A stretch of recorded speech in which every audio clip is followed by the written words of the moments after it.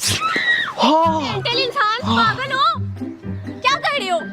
कुछ भी नहीं छींक, मैंने मुंह भी उधर किया था, एकदम आपकी तरफ मुड़ गया। सारी छींकें तो मेरे भी आई हैं। सही, आप सही कह रहे हैं, एकदम मैंने ऐसे किया, एकदम मुंह ऐसे हो गया मेरा। मेरी क्या ये गलती क्या इसमें? बदतमीजी है? नहीं बदतमीजी क्या? दूसरी तरफ मुंह नहीं कर सकते आप। नहीं मैंने उधर ही किया था, लेकिन सीन पता है कि जब भी मैं कोई खूबसूरत लड़की देखूं ना तो एकदम से मुझे छींका। थप्पड़ मारूंगी मैं मुंह पे। नहीं रुक गई छींक, इसका मतलब आप खूबसूरत नहीं है। ये क्या बदतमीजी है?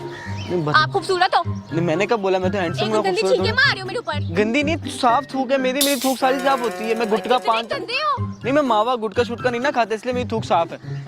मुंह उस तरफ करके नहीं कर सकते। तो मैं वही तो बता रहा हूँ, कॉल नहीं ना इस दफा खांसी की, के उधर मुंह कर लो।